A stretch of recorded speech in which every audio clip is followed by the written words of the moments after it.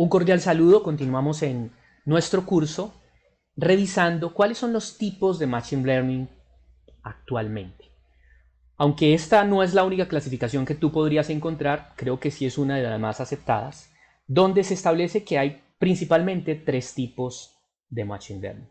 Machine Learning supervisado, Machine Learning no supervisado y Machine Learning por refuerzo.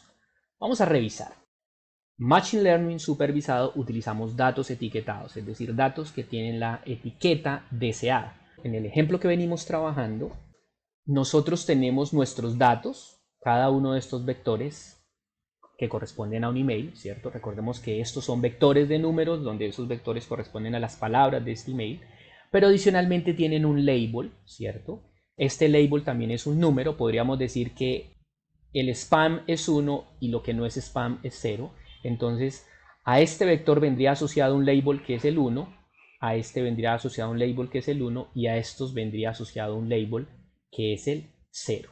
Entonces nosotros entrenamos nuestro sistema de tal forma que él aprenda que estos de este tipo, el resultado final debe ser un 0 y que estos de este tipo, el resultado debe ser un 1.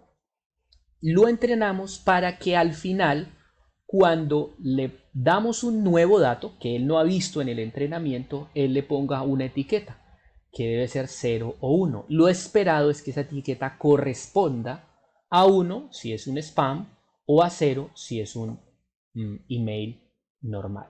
Entonces, este tipo de set de entrenamiento, eso lo vamos a revisar con más detalle después, pero este set de entrenamiento tiene labels. Eso es aprendizaje supervisado. Hay unas bases de datos muy famosas, esta se llama la CIFAR 10, que son miles de imágenes de diferentes tipos, de hecho de 10 tipos diferentes de aviones, de automóviles, de pájaros, etc. Y cada uno de estos imágenes tiene un label correspondiente. En este caso, cada label también es un número. Vamos a suponer que el label de los aviones es 0, que el de los automóviles es 1 y así sucesivamente. Entonces, esta es un set de imágenes etiquetado con el cual en este curso vamos a trabajar más adelante. Este es el CIFAR 10. Ahora, el Machine Learning supervisado se puede subclasificar, por decirlo así, en dos tipos de tareas, cuando la tarea es clasificar o cuando es una tarea de regresión. Permítanme explicarle con un ejemplo. Supongamos que tenemos la entrada de nuestro sistema es el profile de un estudiante, es decir, sus hábitos de estudio, cuántas horas estudia, de qué colegio viene, ¿cierto? Y utilizando el profile del estudiante, su hoja de vida, por decirlo de alguna manera, yo utilizo un sistema de Machine Learning que me haga una tarea y me diga si él va a pasar o va a perder, digamos, el curso de Introducción al Machine Learning en la Universidad Industrial de Santander. En este caso, el label, yo lo que hago es, para entrenar este sistema, yo lo entreno con Student Profiles, ¿cierto? Con labels que pueden ser 1 o 0. Vamos a suponer que 1 es que pasa, 0 es que no pasa, ¿cierto? Esta es una clasificación binaria, se dice binaria cuando solo hay dos clases. En el ejemplo anterior es multiclase porque hay más de dos clases. Entonces, cuando el label es discreto, 0, 1 o en el caso anterior 0, 1, 2, 0, 1, 2, 3. En esos casos es un problema de clasificación. Pero si lo que yo quiero es a partir de este hoja de vida del estudiante, tratar de determinar cuánto va a ser su nota, si le va a quedar en 4.3, en 4.5, digamos de 0 a 5, estoy tratando de hacer un problema de regresión. En ese sentido, mi dataset de entrenamiento va a ser la hoja de vida del estudiante con la nota que el estudiante sacó. Esa básicamente es la diferencia entre la clasificación y la regresión.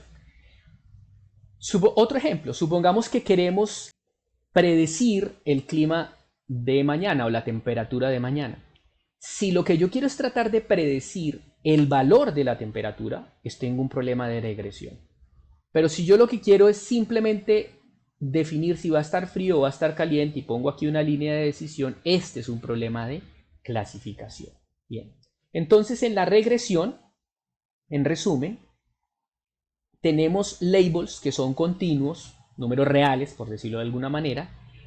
Y en la clasificación tenemos labels que son discretos, que pueden ser binarios, como en el caso de frío o caliente, de pasar o no pasar, o multiclase, como en el caso de CIFAR, donde tenemos 10 clases diferentes, cada una, por ejemplo, de 0 a 9. ¿Cómo es un dataset para la regresión? Supongamos este puede ser un dataset para la regresión. Básicamente vamos a suponer que tenemos 25 pacientes donde yo les he tomado el peso y la edad y les he calculado su presión arterial, ¿cierto?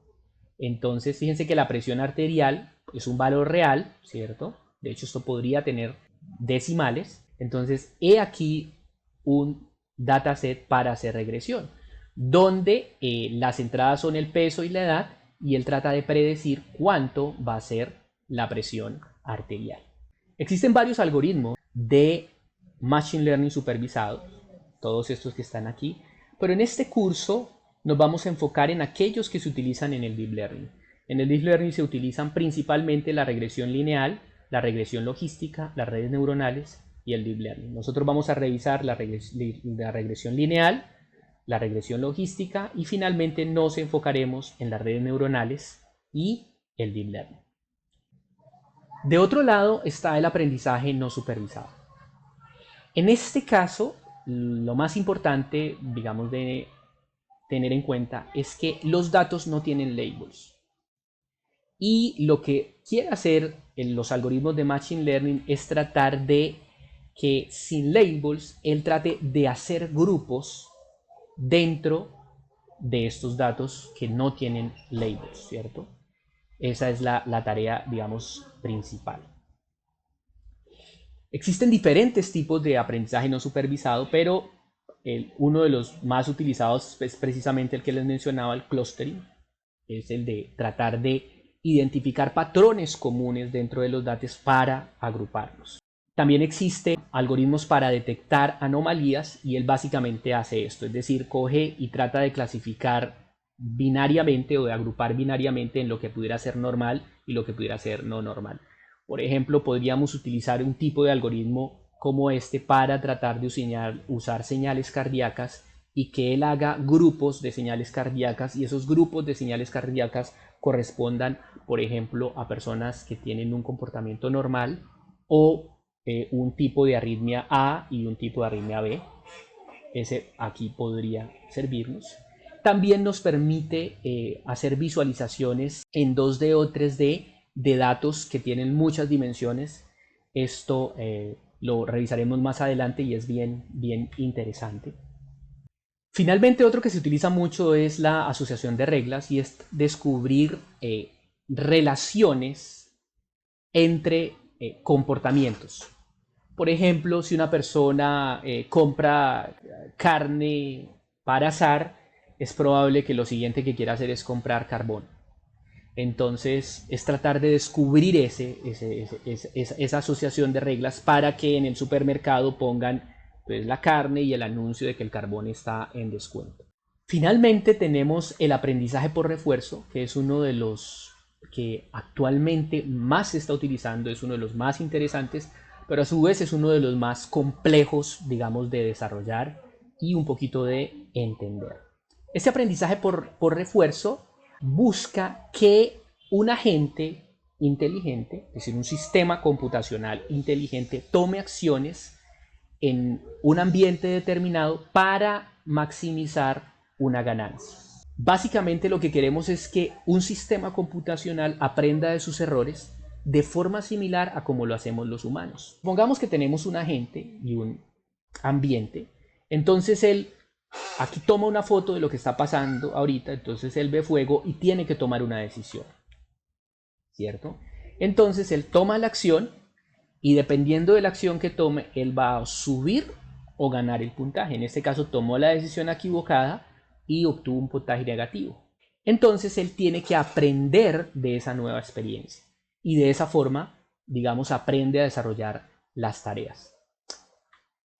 La meta del aprendizaje por refuerzo es escoger las mejores opciones para un estado determinado y de esa forma resolver un problema como tal.